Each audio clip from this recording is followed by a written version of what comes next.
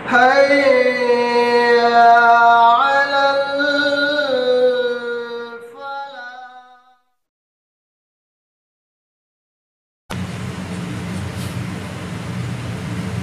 بسم الله والصلاة والسلام على رسول الله وبعد.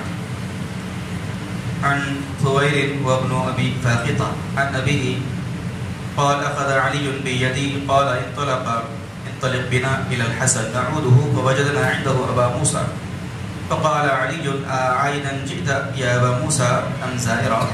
فقال لا بل أعيدا. فقال علي سمعت رسول الله صلى الله عليه وسلم يقول ما من مسلم يعود مسلما غدوة إلا صلى عليه 70,000 ملك حتى يمسي وإن عاده عشية إلا صلى عليه 70,000 ملك حتى يصبح وكان له خريف في الجنة. رواه الترمذی. امام ترمذی رحمۃ اللہ علیہ نے اپنی کتاب سنن ترمذی کے اندر اس روایت کو نقل فرمایا. حدیث کے راوی ابو فاقطہ ہیں. وہ فرماتے ہیں کہ حضرت علی رضی اللہ عنہ نے میرا ہاتھ پکڑ کر کہا کہ چلو حسن کی ہم عیادت کے لیے جاتے ہیں. فرماتے ہیں کہ جب ہم وہاں پہنچے تو ہم نے ابو موسیٰ رضی اللہ عنہ کو ان کے پاس پایا, حضرت حسن کے پاس پایا. تو حضرت ابو موسیٰ سے حضرت علی رضی اللہ عنہ نے پوچھا کہ ابو موسیٰ کیا تم حسن کے پاس عیادت کے لیے آئے ہو یا صرف ملاقات کے لیے آئے ہو؟ انہوں نے کہا کہ نہیں, میں تو ان کی عیادت کے لیے آیا ہوں. حضرت علی رضی اللہ عنہ نے اس وقت بیان فرمایا کہ میں نے اللہ کے رسول صلی اللہ علیہ وسلم کو یہ فرماتے ہوئے سنا کہ جو مسلمان کسی مسلمان کی عیادت کے لیے اگر صبح کے وقت جاتا ہے تو شام تک 70,000 فرشتے اس کے لیے دعا کرتے رہتے ہیں, اور اگر کوئی شخص شام کو کسی بیمار یا مریض کی عیادت کے لیے جائے تو صبح ہونے تک 70,000 فرشتے اس کے لیے دعا کرتے رہتے ہیں. اور فرمایا کہ اس کے لیے جنت میں ایک باب ہوگا. اللہ کے رسول صلی اللہ علیہ وسلم کی اس حدیث اور اس روایت سے یہ بات معلوم ہوئی کہ بیمار کی عیادت کرنا, بیمار کی بیمار پرسی کرنا بڑے اجر اور ثواب کا کام ہے.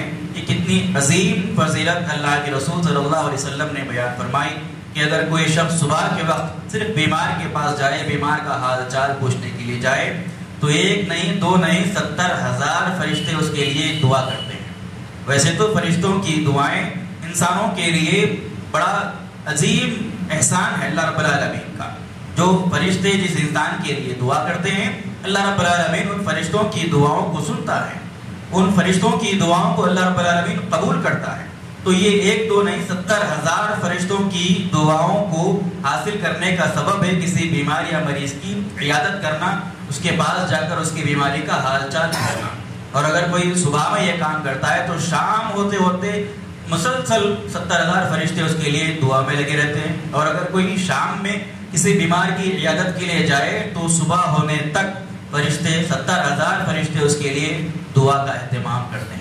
یہ بہت عظیم فضیلت ہے, اور اس فضیلت, اس نیکی اور اس اجر و ثواب کو ہم گن نہیں سکتے, اس کا اندازہ ہم نہیں لگا سکتے کہ فرشتوں کی رحمت والی دعائیں ہمارے لیے کس قدر مفید ثابت ہوتی ہیں. اور پھر اسی روایت کے اندر اللہ کے نبی صلی اللہ علیہ وسلم نے بڑی عظیم خوشخبری بھی سنا دی کہ فرشتوں کی دعائیں تو ہوگی ان کے ساتھ, اس کے ساتھ ساتھ اللہ رب العالمین اس کو جنت میں ایک باغ بھی عطا کرے گا.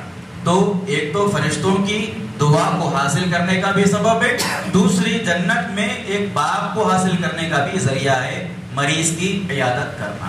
لہذا مریض بیمار اپنے مسلمان بھائی کی عیادت کے لیے جانا چاہیے, اور چاہے وہ گھر میں ہو, چاہے وہ دواخانے میں, اسپتال میں ہو, جا کر اس کی بیمار پرسی کرنا, اس کا حال چال پوچھنا, یہ بڑے عظیم اجر و ثواب والا عمل ہے. اللہ رب العالمین سے دعا ہے اللہ تعالیٰ تمام کو اللہ کے رسول صلی اللہ علیہ وسلم کی ان سنتوں کو پڑھنے, سیکھنے, اس پر عمل کی توفیق عطا فرمائے. آمین. سبحانک اللہم و بحمدک اشہد ان لا الہ الا انت استغفرک و اتوب الیک.